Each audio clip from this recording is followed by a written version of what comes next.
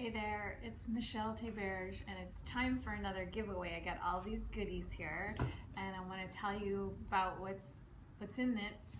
But first I want to give you a little bit of info. So there'll be a link below where you can register. And last time I did a giveaway, people said, I checked and it said I'm not in there, and that was because they forgot to go in their email or check their spam for the confirmation. So you get a confirmation, you have to click just to confirm that you really wanted to sign up. So that's the way it works. I didn't set it up, don't talk to me about it, it's just the way it works. So anyway, it's gonna start Saturday, May 20, and it ends Friday, June 3rd. And all the info about this will be in the link. I will post the winner on my Facebook page on June 6th. That gives them time to respond via email.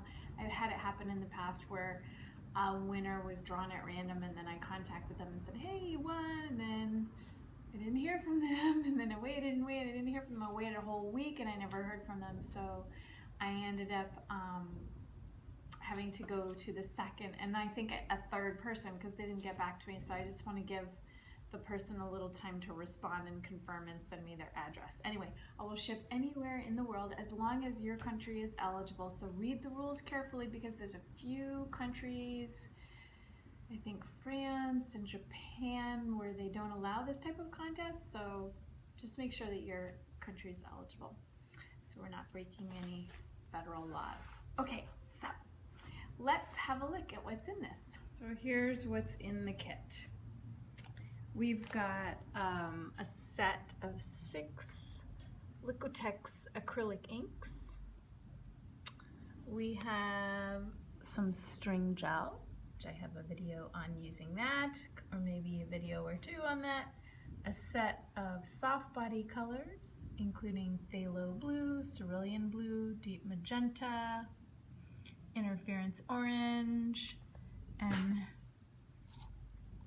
naphthol crimson. Then we have a set of Windsor & Newton watercolor sticks. So they can be used like watercolor, but they're a portable format. So you can draw with them, or you can put them on a palette and wet them as you would a half pan or any kind of pan watercolor, cake watercolor. Then we have a set of Windsor & Newton watercolor markers. And over here we have some panels, and these are like the ones I used in one of my string gel videos. So they're pre-prepped. I know sometimes a white canvas can be kind of intimidating, so I thought it'd be fun to give these to you so that you could be playful and just try something out. But I did give you a white canvas board there. Here's a wood art panel and a gesso board.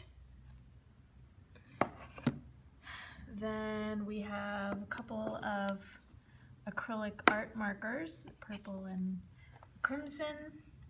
Then as far as mediums, we have Airbrush Medium, which is one of my absolute favorites. Even though I don't do airbrush, I use this as a super fluid medium to thin out paint to a watery consistency without underbinding it.